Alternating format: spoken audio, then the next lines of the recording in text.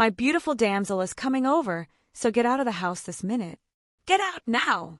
Cunnel snarled, flinging the front door open as cold Lagos night air slapped my wet skin. Hello family, welcome back. Before we begin, I have a heartfelt request. Please subscribe. Your support is what keeps these stories alive. Every time you click that button, you're helping us share voices that would otherwise be forgotten and stories that deserve to be heard. And in the comments, tell us where you're watching from, because together, we are not just telling stories, we are keeping hope alive. I clutched my round belly with one hand and the towel with the other, feet scraping the tiled veranda of our lucky townhouse. Headlights cut across the compound. My husband's mistress, Samaka, had just texted, "I'm 5 minutes out." That was all it took. He dragged me from bed, shoved my phone into my palm, and tossed my suitcase off the balcony. It burst open, scattering baby clothes and prenatal vitamins like confetti on wet concrete. Domestic betrayal smelled like engine fumes and sea wind. "Cunnel, I'm 8 months," I gasped. "Let me get my clothes." He pointed, jaw tight. "You're blocking my happiness. If you love this marriage, you'll respect boundaries. Tonight, Amaka is coming over. Infidelity in marriage, cheating spouse, emotional manipulation. All the words I never thought would live in my mouth. From upstairs, our toddler's door clicked. Beezy, my 3-year-old miracle, peeked out, tiny fingers on the railing. "Mummy, back to bed." Cunnel barked, then thrust a bundle at me, my ATM card, wedding ring, and a mocking smile. "You can keep the ring. Consider a compensation." The gate guard, Musa, looked away, as if silence could erase public disgrace. But the neighbor across the compound, Mama Saad, did not. She lifted her phone, recording. Lagos night hummed, a generator sputtered, a distant okada rattled, water dripped from gutter pipes. I stepped into the street, towel slipping. In that moment, I wasn't just a pregnant wife. I was a headline for African marriage drama. I told myself to breathe. One step, then another. A gray Toyota screeched in. Amaka, long wig, glossy lips, confidence like perfume, leaned across the passenger window. "Auntie, shift a bag," she said, smiling like a queen arriving to claim land already conquered. She brushed past me and kissed my husband at the door. I stood there shaking, barefoot, cold. My phone buzzed. Aisha, my childhood friend turned lawyer. I answered with chattering teeth. He threw me out. "Where are you?" "Outside. In a towel. Send your location." "Don't move." Behind me, Mama Saad spoke. "Zainab, come. You won't sleep in the road." She opened her gate. The camera in her other hand kept rolling. "If men will disgrace a wife, let the world see it. What would you do if you walked in on this?" Hit like if you've been betrayed, and comment below where you're watching from. Don't forget to like, subscribe, and turn on notifications for more gripping stories like this. What do you think happens next? Comment below. Aisha's car pulled up 10 minutes later, wipers beating a rhythm on the windshield. She handed me a thick hoodie and slippers, eyes glossy with anger. "See, I swear, this ends tonight. Please, don't let him take Beezy." "He won't," she said, voice firm. "But we'll move smart." At her 2-bedroom in Suralere, she brewed ginger tea and wrapped my feet in a blanket. The apartment smelled like old books and hope. "Tell me everything," she said, laptop open. I recounted the last 6 months. The late nights Cunnel claimed were work dinners, the transfer alerts to unknown accounts, the sudden lock on his phone, the way he said my pregnancy had made me difficult. Emotional manipulation grows like mold, quiet until you smell it everywhere. Aisha typed, "He weaponized humiliation. That video from your neighbor might be our lifeline." "My mother will faint," I whispered. "Public disgrace will drown us." Aisha looked up. Sometimes visibility is protection. Lagos respects power, legal, financial, or viral. We can use all three. She drafted a letter demanding immediate access to our joint savings, temporary custody arrangements, and a cease and desist against further harassment. "We file for a protective order first thing," she said. "And we document everything for court. Messages, bank transfers, that towel." I shivered, thinking of Cunnel's face, beautiful and cold, a stranger I married. I pictured Amaka's lipstick on his neck, the baby clothes on wet pavement, my daughter's small voice at the railing. Co-parenting conflict was already a storm on the horizon. The next morning, Aisha's colleague, Officer Chaik, stopped by for an informal conversation. Stay with a friend, keep your location private, he advised. Men who love public wins often hate private losses. Expect escalation. He handed me a card. Call me if he shows up. 2 hours later, Kunnal's message arrived. Come collect your stuff by noon. If you delay, I'll burn it. Aisha smiled thinly. Perfect. We'll go with police escort. By midday, we stood at the townhouse gate. The rain had washed away the night, but not the stain. Kunnal rolled out my suitcase like a showman. Take your things and leave my house. Your house? Aisha asked mildly. Or the marital home with mortgage, jointly serviced from the supposedly empty joint account. She slid the letter toward him. We'll see you in court. From the balcony, Amaka folded her arms, watching.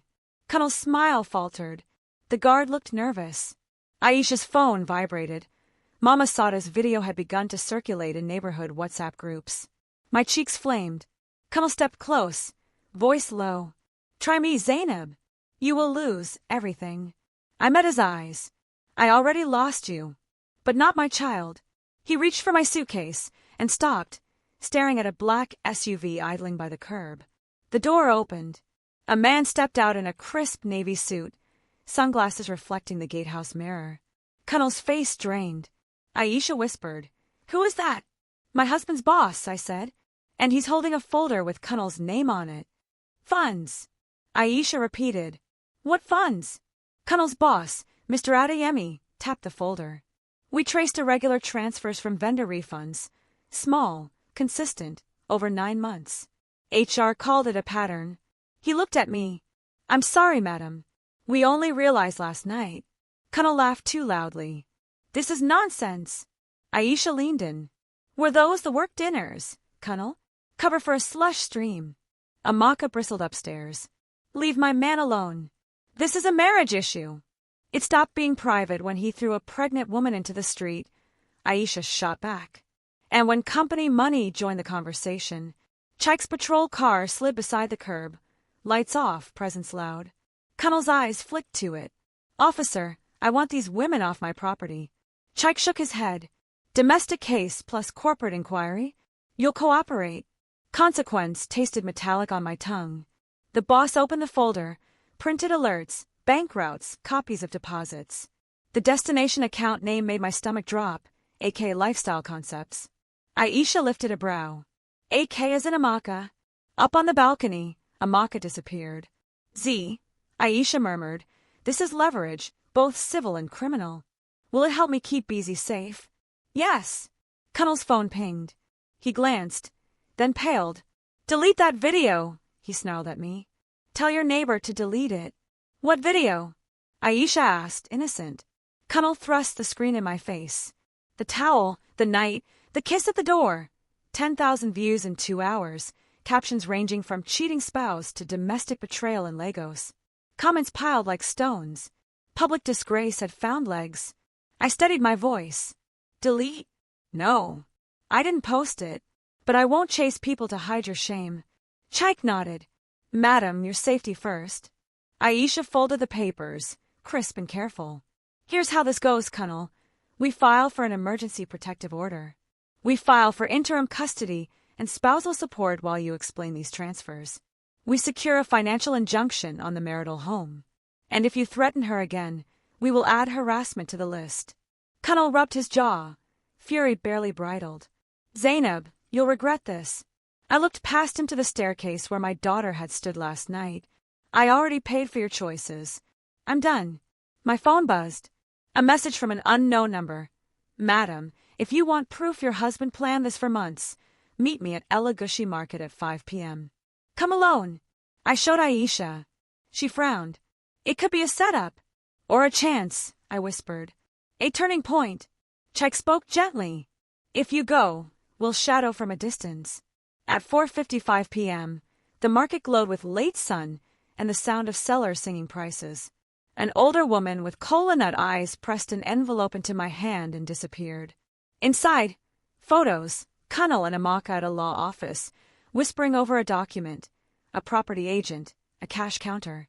A sticky note. He moved title last week. I stared at the final photo. It wasn't Kunnal or Amaka. It was Beezy, our daughter, sitting on a bench, fighting back tears while Kunnal typed furiously. The timestamp was last night. He'd had her watch me fall.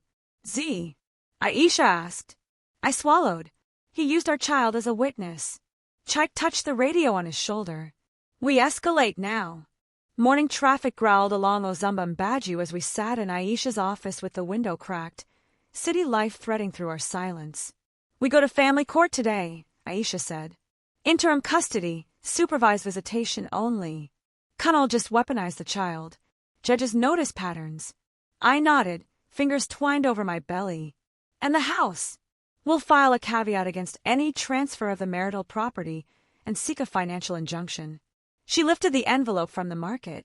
These photos are gold, but we'll verify the law office and the agent. At court, the fluorescent lights buzzed like tired wasps. A registrar took our filings. A clerk stamped through the forms. Kunnal arrived in a pale blazer, Amaka in a high ponytail and sunglasses, like a celebrity en route to a red carpet of excuses. My heart beat double time. In chambers, the judge scanned the emergency motion. Mr. Adeoi, he said to Kunnal, throwing a pregnant spouse into the night and involving a minor, very concerning. Kunnal's lawyer cleared his throat. My client acted under extreme provocation. The marriage has broken down irretrievably. The judge's stare could cut marble. Provocation is not a defense for cruelty. He signed a temporary protection order, granted me primary custody pending full hearing, and restricted Kunnal to supervised visits at a court center. Any attempt to dispose of marital assets will be considered contempt, he added. Outside, Amaka hissed. You think you've won, Auntie? Kunnal and I are expecting. He won't have spare money for you. Aisha stepped forward. That's not how support works. My belly tightened, fear, anger, a contraction. You're pregnant, I whispered. Amaka smiled. 2 months. A real wife takes care of her man. A horn blared at the curb. Kunnal glanced back at me, something unreadable in his face. Pity? Rage? Calculation. We drove home to Aisha's apartment in a silence so loud it hurt. Then my phone pinged. A bank alert. Transaction attempted. N3, 200, 000 to AK Lifestyle Concepts, blocked due to injunction. I exhaled. The system was working. Another ping. WhatsApp link. Someone had stitched the towel video with the court outcome, hashtag African marriage drama, hashtag revenge story, hashtag public disgrace. My cheeks burned again, but this time the heat tasted like justice. Aisha's phone rang. Hello, she said, listening. What? Her eyes flicked to me. Say that again. She hung up slowly. The property agent just called to verify the injunction. He said something else. What? The title wasn't transferred to Kunnal or Amaka. To who, then? Aisha swallowed. To a shell company registered with your maiden name. I stared, uncomprehending. My maiden name? Yes, she said softly. And the director of that company is your late father's cousin. The room spun. My father had died 5 years ago, leaving me a tiny kiosk in Ajij. What did his cousin have to do with our house? We met the cousin, Uncle Sola, at a small cafe in Yaba, ceiling fan clacking like a metronome for bad news. He wore the same Ankara caps he'd worn at my wedding. I shadowed with regret. Zainab, your father asked me to hold assets quietly for you, he began, hands trembling around a chipped mug. He worried you married in a rush, that love would blind you to paperwork. He slid a folder across the table. 3 years ago, he put funds in my account to start a trust company. He wanted you safe, no matter what man you chose. I opened the folder. Incorporation forms, a trust deed, a letter in my father's careful script. My throat closed. Aisha read fast, lips moving. This shell company owns a share of your current home. Not all, but enough to block a unilateral sale. That agent couldn't legally transfer title without you or your trustee. Kunnal found out. I whispered, remembering the late-night calls, the screens he hid, the fury when I asked about mortgage statements. He's been trying to outmaneuver a gift my father gave me from beyond the grave. Aisha nodded. Now we make that gift visible in court. Back at her office, we prepared the disclosure.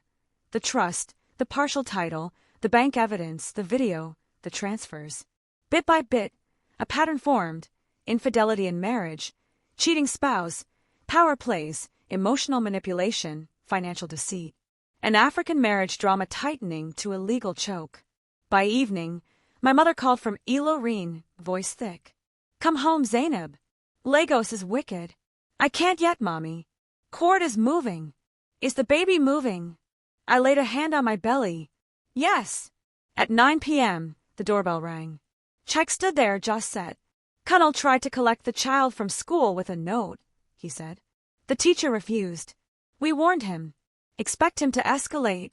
Minutes later, my phone lit, private number. I answered on speaker. "Zainab," Kunal said, voice smooth, "you've embarrassed me enough. Withdraw the protection order, give me busy on weekends, and I'll wire 10 million naira. We make peace, no one loses face." Aisha scribbled, "Extortion, coercion." "No," I said. "We follow the law." He laughed. "Law. Hear the law. Tomorrow, I announce my engagement to Amaka. You can have the towel as your wedding dress." He hung up. My knees went weak. Aisha squeezed my shoulder. "He wants a public scene to rewrite the story." I looked at the folder with my father's letter. "Then we show a bigger scene." We worked till midnight drafting a petition to freeze additional accounts and subpoena the company's internal audit. At 2 a.m., my phone buzzed. A DM from an anonymous account. "If you want to end Kunal's games, show up at Eco Hotel tomorrow at noon. Bridal brunch. Wear courage." The next day, I stepped into the marble lobby, head high, belly wrapped in a soft osso oak shawl. Aisha and Chike waited near the columns. Laughter filtered from a private hall, flutes clinking, a DJ spinning Afrobeats. I recognized voices. Then the double doors opened and paparazzi-style phones lifted as Kunal and Amaka, dressed in white, strode onto a low stage. He raised a mic, "Ladies and gentlemen." The sound cut, screens behind him flickered, and a new video began to play. My heart stopped. It was me, at the front door, towel, rain, humiliation, playing across giant LEDs for Lagos society to see. Don't forget to like, subscribe, and turn on notifications. What would you do if your private pain was broadcast like this? Comment below. A murmur swept the room, part shock, part hunger for scandal.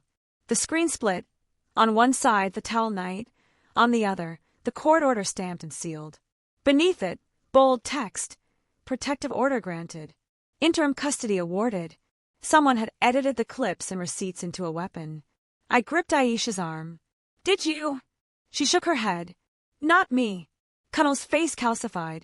Amaka's smile cracked. Guests looked from screen to stage, eyes narrowing. A man in a charcoal suit stepped forward. Adeyemi again, the boss. He held a mic with the forced calm of a seasoned executive. "Ladies and gentlemen, we will pause this program. Mr. Kunal Adeoye is currently under internal investigation." Kunal lunged for the soundboard. Chike intercepted, badge glinting. "Behave yourself." I felt the baby kick. Fast, scared. "We need to go," I whispered. Aisha nodded, steering me toward the lobby as whispers spilled like oil. Domestic betrayal. Cheating spouse. Public disgrace. Co-parenting conflict.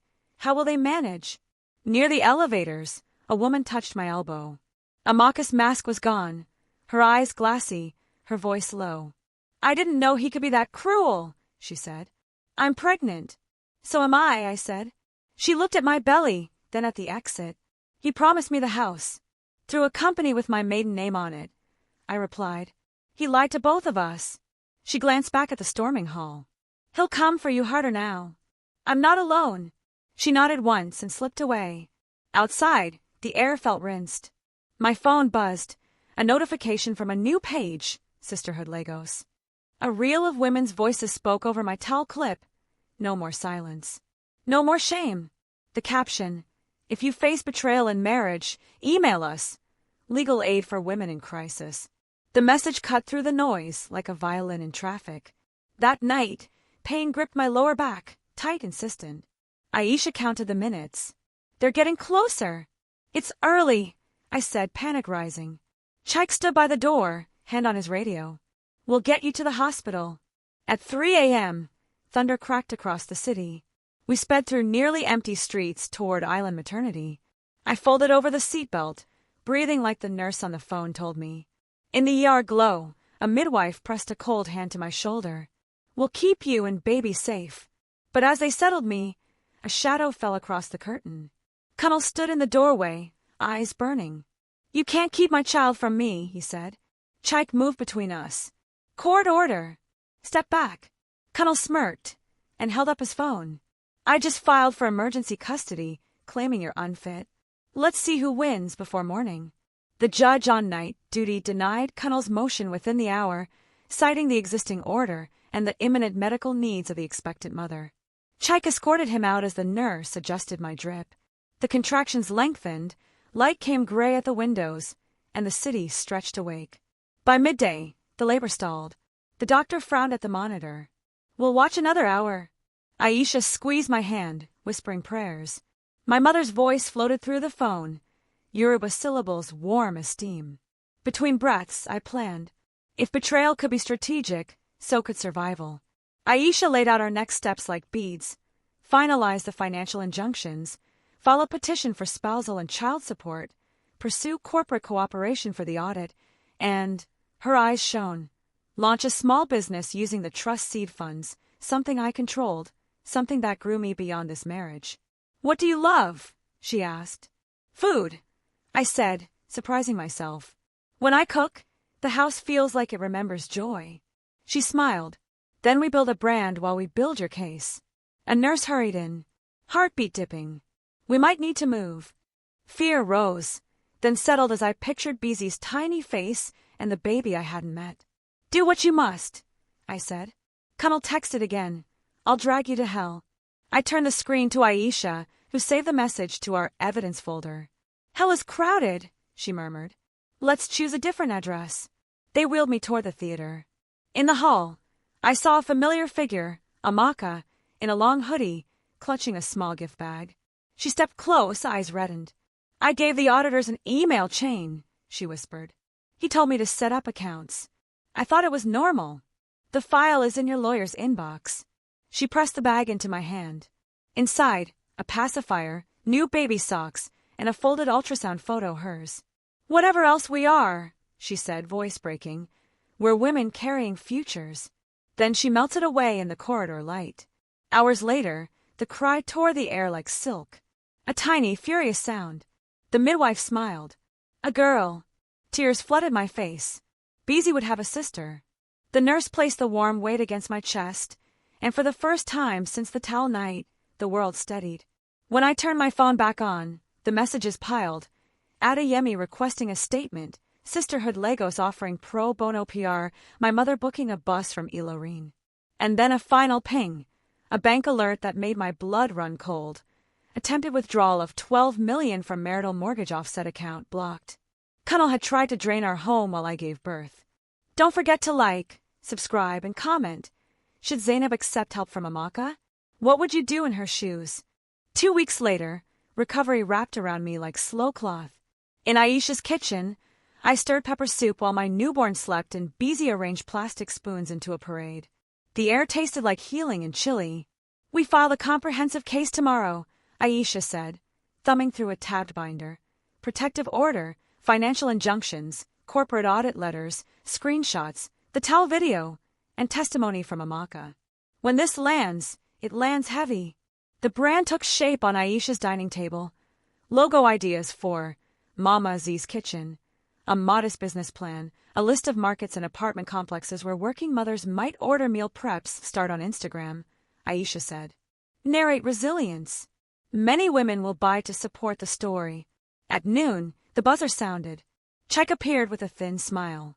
We served Connell with notice of the expanded suit. He looked ready to combust. "Any movement from Adeyemi?" Aisha asked. Corporate counsel confirmed suspension pending auditor's report. Consequence, stepping carefully down the hall. That evening, a neighborhood women's group invited me to speak on a live stream. I hesitated, then said yes. I told them without melodrama. Infidelity in marriage, cheating spouse, emotional manipulation, co-parenting conflict, public disgrace. I told them about the trust my father planted like a palm tree beside my future. The comments poured in. Empathy, advice, Orders for soup. Community, sticky as Ogbono. After the live ended, a DM slid in. Madam Zainab, I am the property agent Colonel pressured. He forged your signature for the attempted transfer. I refused. I kept the original documents. He attached scans. There it was, my name, misspelled, strokes wrong. Aisha exhaled. Forgery. This is criminal. We planned an early morning police report, but night had sharp teeth. At 2 a.m., the building lights flickered, then died. The baby whimpered. A floorboard creaked in the corridor. Aisha's head snapped up. Chaik was off duty and far away. Footsteps paused outside our door. A hiss of metal on metal.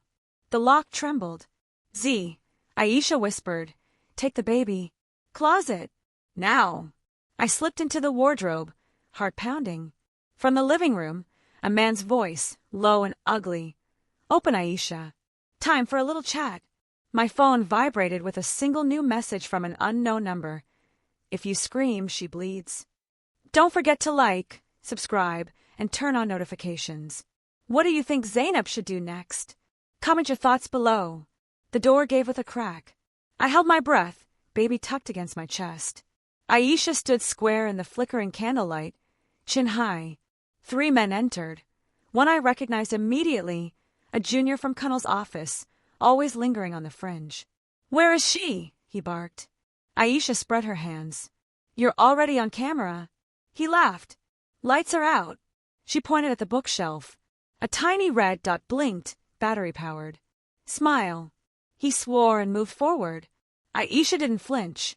Kidnap, intimidation, breach of a protective order, she said, voice loud and clear. Leave now. The man grabbed her wrist. I stepped out of the closet before fear could argue. Take me, I said. Let her go. He turned, surprised. Bold Madam Towel, he sneered. Cunnell says hi. Tell him the baby says bye. I replied, heart hammering. A siren wailed in the distance, fast, nearer, then at our gate. The junior cursed. Who called? Aisha lifted her phone, speaker on. Chaik's voice boomed. Stand down. Step into the corridor with your hands where we can see them. They ran. 2 made the stairs. 1, the junior, hesitated, then dove for the window. He slipped, caught the iron bar, and dangled until officers dragged him back. In the chaos, a bag slid across the floor. Aisha kicked it open with a gasp. Inside, copies of documents, a list of witnesses to disappear, a crude map to Beezy's school. My milk turned to ice. By dawn, statements were taken, neighbors questioned, the landlord promised to replace every lock. Chaik's face was tired but resolute. This crosses into conspiracy and attempted kidnapping, he said. We'll pick up Cunnell for questioning. At noon, as if obeying a script none of us wanted, my phone rang. Unknown number. I answered on speaker. A smooth female voice. Zainab, hello. I represent the board at Cunnell's firm. We're trying to contain the scandal. Contain. Aisha repeated. The voice continued. If you withdraw your complaint and cease public commentary, we can offer a settlement. Significant. I stared at the baby sleeping on my arm. And if I refuse? Silence. Then, it would be unwise. Aisha spoke, steel and silk.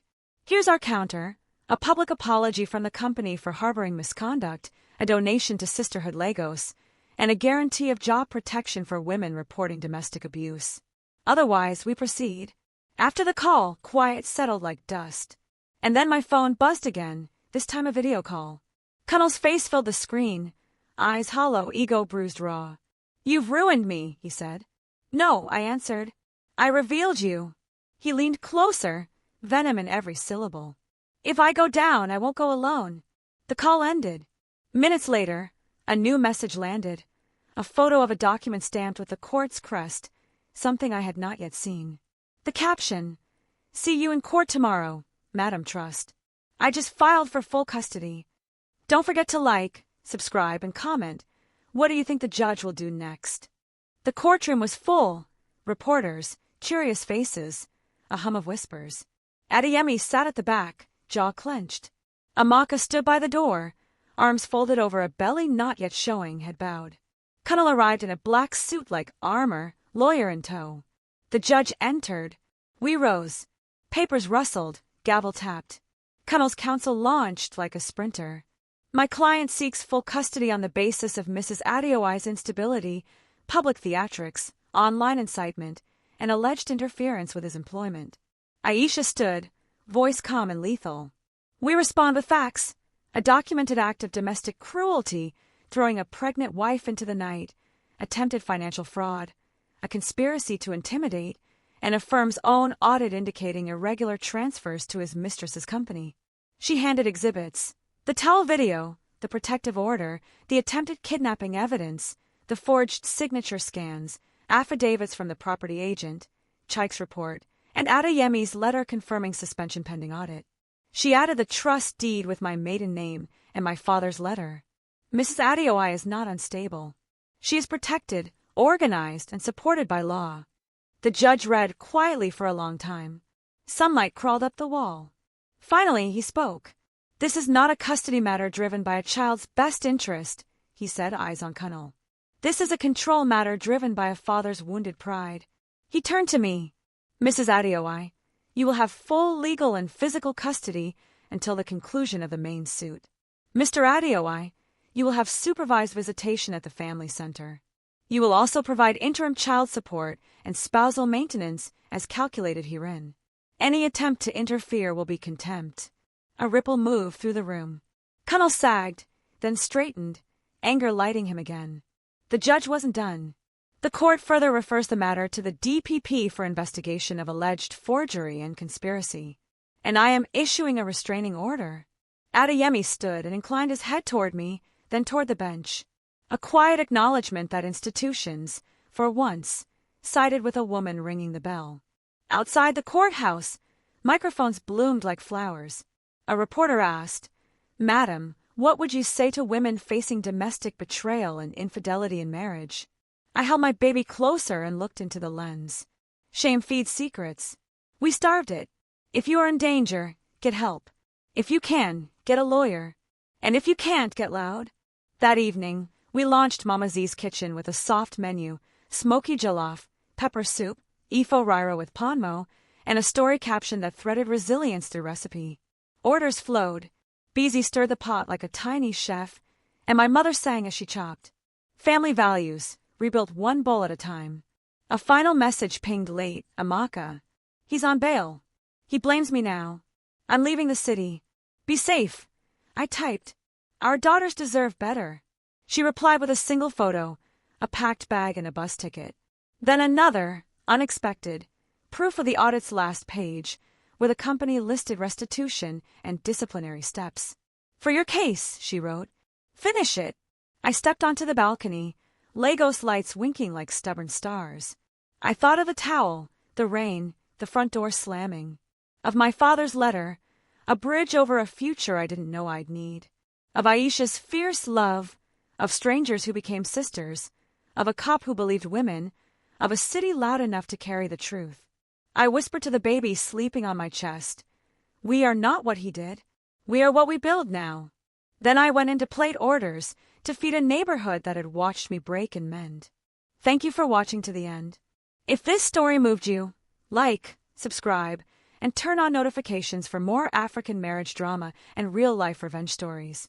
Share this with someone who needs strength tonight, and tell us in the comments, which moment surprised you most, and where are you watching from? Are you Zainab Adeoye? You've been served. The court officer's voice cut through the morning bustle outside Mama Z's kitchen like a blade through plantain. He handed me a thick envelope, the paper heavier than it looked. I signed, wiped my palms on my apron, and met Aisha's eyes across the counter. Another custody stunt, she asked, scanning the heading. Worse, I said, reading the first page. He's suing for defamation, claims my online theatrics destroyed his career and caused public disgrace. He wants damages. Aisha's mouth curved into a tight smile. Great. We get discovery. We'll pull every receipt, the transfers, the forged documents, the attempted intimidation. When a cheating spouse files a defamation suit, truth becomes a floodlight. We had barely finished plating lunch orders for a church women's group when Chaik walked in, expression unreadable. 2 updates, he said. 1. The DPP formally filed charges, attempted forgery, conspiracy to intimidate, and violation of a protection order. Trial date pending. 2. A witness from Kunnel's office is ready to talk. But there's a catch. What catch? Chaik glanced toward the door, then lowered his voice. The witness received threats last night near Ojalegba. Someone slashed his tires and left a note. Keep quiet or sleep forever. Officer patrols are stretched. He wants to meet somewhere public. We chose Freedom Park, a place where history breathes and watchers can't pretend. The witness came in a faded shirt and fear in his eyes. He handed Aisha a flash drive. These are the internal emails, he said. Approvals, kickbacks, Amakas invoices to AK Lifestyle Concepts. Kunnel told us to route vendor refunds and make the numbers neat. I wrote a memo warning management. He called me a rat. Aisha pocketed the drive. You did the right thing. He shook his head. I did the survivable thing. Please, keep me anonymous. Back at the shop, Beezy twirled on the mosaic floor while my mother hummed old hymns as she portioned Ifo Rairo. The smell of smoky jollof wrapped the room like a warm cloth. Orders rolled in. Women who had left comments now came in person, buying stew and leaving notes. For your bravery. For every woman who didn't have a voice. SEO words, domestic betrayal, African marriage drama, revenge story, found their way into customers' whispers, not for clicks this time, but for community. My phone pinged. A news alert. Tech firm issue statement. Cooperating with authorities, strengthening employee protection policies, funding legal aid partnership with Sisterhood Lagos. A small win carved into the city. At sunset, the court-ordered visitation session loomed. Supervised. Controlled. Still, my hands trembled as I strapped the baby into her carrier and held Beezy's hand. The center on Victoria Island felt like a clinic. Neutral walls, soft toys, a clock that ticked too loud. Kunnel arrived in a pressed shirt and a smile that didn't touch his eyes. An officer and a social worker hovered nearby. He sat across from Beezy, who clutched her doll. Daddy, she whispered, uncertain. He asked about school, about cartoons. He didn't ask about the night by the door. The social worker nodded at me, a silent promise that the room protected truth from performance. Halfway through the hour, Kunnel looked at me over the baby's head. Zainab, he said softly, you won. Are you happy? I swallowed. I didn't win. I survived. His jaw twitched. Drop the criminal matter. I'll stop the defamation suit. We can settle. I'll apologize. On record. Aisha asked from the corner. He blinked as if she had materialized from the wall. No press. Then no deal, Aisha replied. Public harm, public correction. He turned to Beezy, forced warmth into his voice. Daddy will always love you. Beezy's eyes flicked toward me, then toward the officer. Daddy, she said carefully, don't shout at Mummy again. The hour ended. As we walked out, a small figure stepped from the hallway, a maka, scarf tied around her head, hands pressed to a belly still secret to strangers. She didn't look at Kunnel. She looked at me. He threatened my clinic today, she whispered. Said if I testify, I'll lose everything. I'm done being afraid. Tell the DPP I'll go on record. Kunnel's smile cracked. The officer stepped between us. Sir, your time is over. That night, as the baby slept and generators hummed across Lagos, the defamation writ stared at me from the table like a dare. I folded it, slid it under my father's letter, and felt a different kind of fight tighten my spine. We weren't just defending. We were building. At 2 a.m., another message arrived. Unknown number, grainy photo. It showed the outside of my shop, lights off. A red X spray painted on the shutter. The caption was a whisper that smelled like petrol. Next time it burns. Don't forget to like, subscribe, and comment. Should Zainab take the company's quiet settlement or push for a public apology? What would you do in the face of new threats? Fire extinguisher. 2, not 1, Aisha said at dawn, marching into Mama Z's kitchen with a hardware store bag and a face that meant business. Smoke detectors. A camera over the shutter. And a neighborhood watch chat today. By noon, the front of the shop looked like a small fortress. Chaik briefed the street guards, then spoke to me with a softness I'd learned meant he was worried. Fear wants silence, he said. Noise is your shield. Tonight, we do a live stream from the shop. We talk about co-parenting conflict, emotional manipulation, and what safety planning looks like. We went live with the pot simmering behind us, city noise slipping through the door. I kept my voice steady. Infidelity in marriage doesn't end with an apology or a new partner. It often morphs. Power plays, money games, smear campaigns. But community is a firewall. Comments flowed. Older women remembering their own nights of being thrown out. Younger women swearing they'd never accept less. Diaspora aunties ordering soup from London and Queens.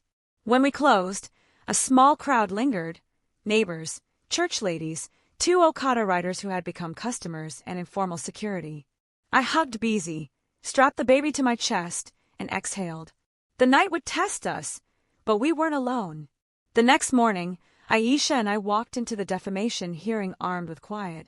Adeyemi's counsel submitted a statement. The company was withdrawing support for Kunnal's suit and entering mediation to address corporate failings. The judge raised a brow. Mr. Adeoye, this court is not a stage for reputational laundering, he said. Your claim is weak on its face. Aisha rose, clean and sharp. We move to dismiss with costs, she said, handing over the flash drive of emails, the internal memo, the whistleblower's affidavit, and the screenshots of threats. Truth is a defense. So are court orders. So is common sense. Kunnal's lawyer sputtered. The judge took a long breath, then tapped his pen. Motion to dismiss is granted. Costs awarded to the respondent. A whisper ran through the gallery like wind through raffia. Kunnal's hand clenched into a fist on the table. Outside, reporters half-circled. Madam Zainab, what next? I met the sun, let it warm my face. Next, we raise daughters who recognize love by its fruits, not its speeches. Next, we build businesses that feed bellies and courage. My voice didn't tremble. Next, we show that an African marriage drama can end in a woman standing. On the drive back, Aisha's phone buzzed. She glanced, then swore softly. The DPP just moved your case up. Arraignment tomorrow. Already. Someone on the board pushed. Adeyemi. Maybe a collection of someone's, I said, tasting gratitude and grief together. We reached the shop to find a familiar figure waiting by the door. Amaka, backpack on, eyes rimmed red. She lifted a folded paper. My statement. And this. She handed me a key. He gave this to me for the new place. It's a shortlet in Onairu. He planned to stash you there if he won custody, make you look unstable by moving you around. Her laugh was a broken glass sound. I'm done being a storyline in a cheating spouse's plan. She placed her palm on her belly. I booked a bus to Enugu tonight. My aunt will keep me safe. If he comes for you before I go, call me. I'll come back and swear to everything. I nodded, throat thick. Be safe. When your baby comes, send a picture. 2 girls might need to know they were almost sisters. Aisha hugged her quickly. Sisterhood Lagos will cover your transport and clinic fees for 3 months. No arguments. That evening, the street outside the shop transformed into a block party disguised as vigilance. The Okada riders parked like sentinels. The church ladies brought Zobo in plastic jugs. Someone borrowed speakers and played Fela at a polite volume. The shutter, scrubbed clean of the red X, glimmered beneath a new hand-painted sign. And no more silence. Just after midnight, a car crawled past, then stopped.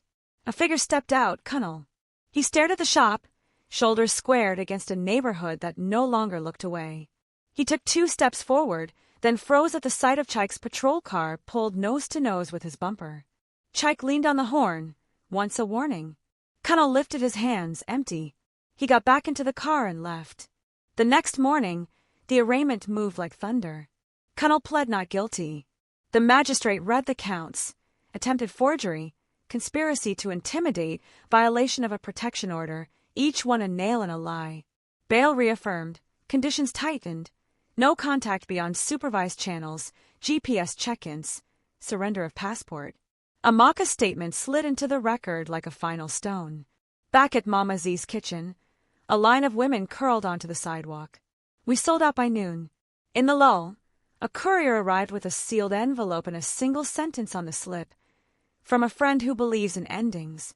Inside, a certified check made to Sisterhood Lagos, and a typed apology on company letterhead addressed to women harmed by our culture of silence. Adeyemi's signature glinted at the bottom. I taped a photocopy to the wall beside my father's letter. 2 men I didn't know were building a bridge I could walk over. I strapped the baby on, washed my hands, and lifted the wooden spoon. The pot hissed like applause. Then the bell over the door tinkled, and the entire shop fell silent. Cunnel's mother, Mama Adeoi, stood on the threshold in a faded taffeta wrapper, eyes brimming.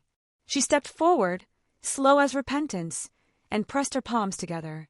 "Zainab," she whispered, "forgive my blindness. I have something you need to see."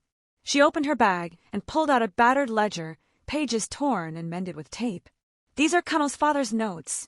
Land, accounts, names, and a letter he hid addressed to you." Aisha and I exchanged a look. The room held its breath. "Why bring this now?" I asked. Her voice shook.